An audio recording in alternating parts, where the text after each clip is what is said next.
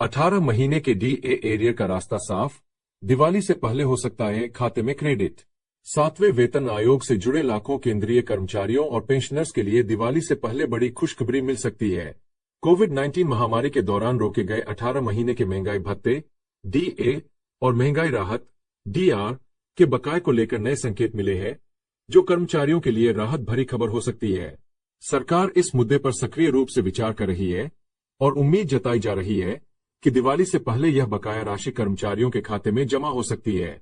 DA arrear पर सरकार का रुख। संसद के मानसून सत्र के दौरान केंद्रीय वित्त राज्य मंत्री पंकज चौधरी ने स्पष्ट किया था कि सरकार तत्काल रूप से 18 महीने के डीए और डीआर के बकाये को जारी करने की संभावना नहीं देख रही है, जिसे कोविड-19 महामारी के दौरान रोका गया था। उस समय सरकार के आर्थिक दबावों के चलते इन 3 डीए किस्तों जनवरी 2020, जुलाई 2020 और जनवरी 2021 को रोका गया था। हालांकि हालिया रिपोर्ट्स और सूत्रों के अनुसार सरकार की आर्थिक स्थिति में अब सुधार हो चुका है और दिवाली से पहले इस लंबित बकाये के भुगतान की संभावना है। अगर ऐसा होता है तो केंद्रीय कर्मचारियों और पेंशनर्स की दिवाली बेहद खास होगी, क्योंकि उनके खाते में एक बड़ा अमाउंट जमा हो सकता है। डीए के साथ हो सकता है एरियर का भुगतान। सूत्रों का दावा है कि सरकार दिवाली से पहले महंगाई भत्ते डीए में वृद्धि के साथ 18 महीने का एरियर भी जारी करने पर विचार कर रही है। हालांकि इस बारे में अभी तक कोई आधिकारिक घोषणा नहीं की गई है, लेकिन यह कहा जा रहा है कि महंगाई भत्ते के साथ ही एरियर का भुगतान भी हो सकता है। यह केंद्रीय कर्मचारियों के लिए एक बड़ी राहत और त्योहार से पहले आर्थिक सहायता हो सकती है। महंगाई भत्ते में संभावित बढ़ोतरी। मीडिया रिपोर्ट्स के अनुसार सरकार महंगाई भत्ते में 3% से 4% तक की बढ़ोतरी की घोषणा कर सकती है, जिससे डीए बढ़कर 53% हो जाएगा। प्रधानमंत्री नरेंद्र मोदी की अध्यक्षता में हाल ही में एक कैबिनेट बैठक हुई थी, जिसमें डीए पर विशेष चर्चा नहीं हुई, लेकिन दिवाली से पहले होने वाली बैठक में इस पर अंतिम निर्णय लिए जाने की संभावना है। यह भी अनुमान है कि बढ़ा हुआ डीए जुलाई 2023 से प्रभावी होगा और 3 महीनों का एरियर भी पात्र कर्मचारियों को दिया जाएगा। इससे लाखों केंद्रीय कर्मचारियों और पेंशनर्स को बड़ा लाभ मिलेगा। 7वें वेतन आयोग के तहत महंगाई भत्ते में साल में 2 बार बढ़ोतरी की जाती है, जिससे केंद्रीय कर्मचारियों और पेंशनर्स को महंगाई से राहत मिलती है। इस बार की बढ़ोतरी से वेतन में अतिरिक्त वृद्धि होगी और साथ ही दिवाली से पहले 18 महीने के एरियर के आने से यह त्योहार और भी खास हो जाएगा। 7वें वेतन आयोग से जुड़े कर्मचारियों के लिए दिवाली से पहले बड़ी खुशखबरी मिल सकती है। सरकार 18 महीने के डीए और डीआर के बकाये का भुगतान महंगाई भत्ते के साथ करने पर विचार कर रही है। अगर यह फैसला होता है तो लाखों कर्मचारियों और पेंशनर्स के लिए यह एक बड़ा फैसला होगा, जिससे उनकी दिवाली और भी खुशहाल हो जाएगी। पेंशन भोगी हो जाए सावधान, सीपीएओ ने जारी किया अलर्ट। ध्यान नहीं दिया तो पेंशन हो जाएगी बंद। केंद्रीय पेंशन लेखा कार्यालय ने पेंशन भोगियों को फर्जी अधिकारियों से सावधान रहने की चेतावनी दी है। ये अपराधी व्हाट्सएप, ईमेल और एसएमएस के माध्यम से फर्जी फॉर्म भेजकर पेंशन भुगतान रोकने की धमकी दे रहे हैं। सीपीएओ ने पेंशन भोगियों को सतर्क रहने, व्यक्तिगत जानकारी साझा करने और संदिग्ध संदेशों की सूचना देने की अपील की है। पेंशन भोगी हो जाए सावधान, सीपीएओ ने जारी किया अलर्ट। ध्यान नहीं दिया तो पेंशन हो जाएगी बंद। केंद्रीय पेंशन लेखा कार्यालय ने हाल ही में एक महत्वपूर्ण आदेश जारी किया है, जिसमें पेंशन भोगियों को धोखाधड़ी से सावधान रहने की चेतावनी दी गई है। सीपीएओ ने बताया है कि अपराधी सीपीएओ के अधिकारियों के भेष में पेंशन भोगियों से संपर्क कर रहे हैं और उन्हें धोखा देने की कोशिश कर रहे हैं।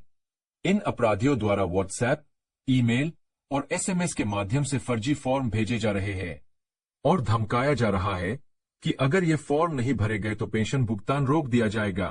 पेंशनरों के लिए सतर्कता संदेश।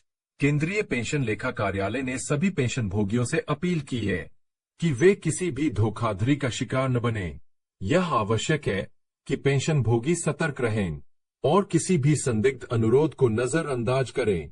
केंद्रीय पेंशन लेखा कार्यालय ने यह स्पष्ट किया है कि कोई भी पेंशन भोगी अपनी व्यक्तिगत जानकारी जैसे पीपीओ नंबर, जन्मतिथि, बैंक खाता विवरण आदि किसी के साथ साझा न करें।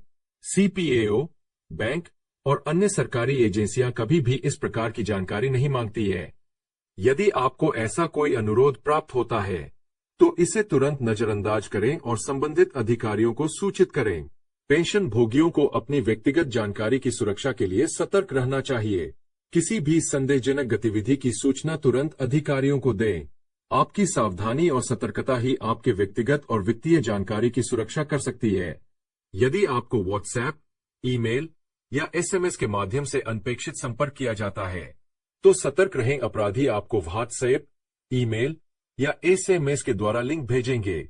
बिना जांच पड़ताल किए उस लिंक को क्लिक न करें। केंद्रीय पेंशन लेखा कार्यालय ने कहा है कि वे पेंशन भोगियों से फोन पर कोई भी जानकारी नहीं मांगते हैं। कोई भी वैध संगठन आपसे व्यक्तिगत जानकारी साझा करने का अनुरोध नहीं करेगा। यदि कोई व्यक्ति आपको मोबाइल पर लिंक भेजकर तुरंत फॉर्म भरने के लिए कहता है या पेंशन भुगतान रोकने की धमकी देता है, तो यह धोखाधड़ी हो सकती है। रिपोर्ट करें। अगर आप किसी भी प्रकार की धोखाधड़ी का शिकार हो जाते हैं, तो संबंधित अधिकारियों को तुरंत रिपोर्ट करें। संपर्क करें। इसके साथ ही आप अपने बैंक या सीपीएओ कार्यालय से सीधे संपर्क करें। अपने दस्तावेज सुरक्षित रखें। अपनी पेंशन से संबंधित सभी दस्तावेज और जानकारी को सुरक्षित रखें। सुरक्षित पासवर्ड उपयोग करें। अपने बैंक खातों और अन्य महत्वपूर्ण सेवाओं के लिए मजबूत पासवर्ड का उपयोग करें। संदिग्ध गतिविधियों पर नजर रखें।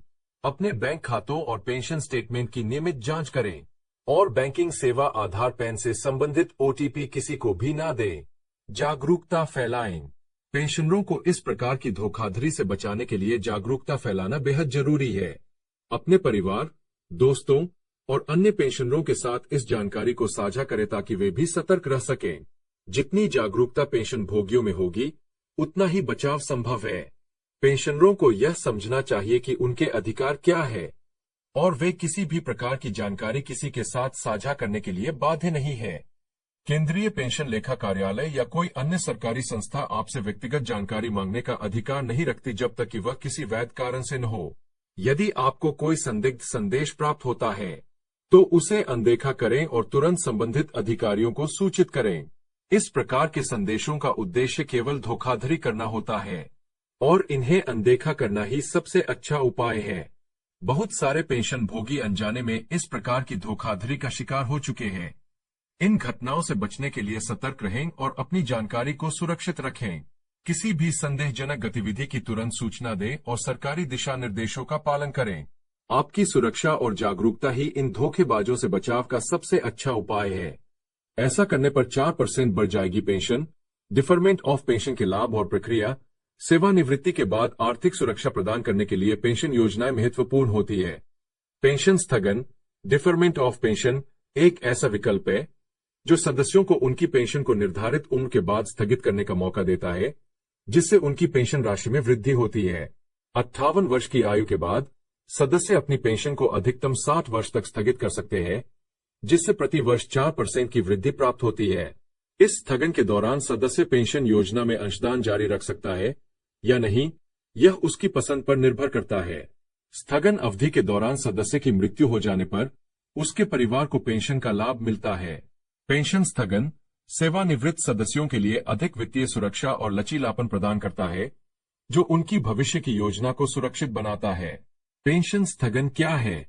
पेंशन स्थगन का मतलब है कि आप अपनी पेंशन को निर्धारित उम्र के बाद कुछ समय के लिए रोक सकते हैं, जिससे पेंशन की राशि में वृद्धि हो सकती है।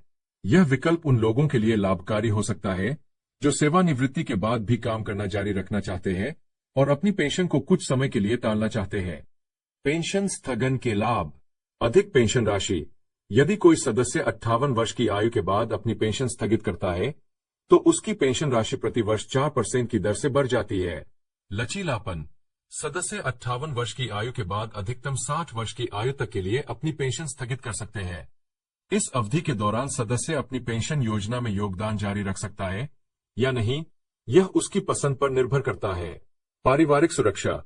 स्थगन अवधि के दौरान यदि दुर्भाग्यवश सदस्य की मृत्यु हो जाती है, तो सदस्य का परिवार या नामित व्यक्ति पेंशन के हकदार होते हैं और मृत्यु के अगले दिन से ही पेंशन प्राप्त करने के योग्य होते हैं।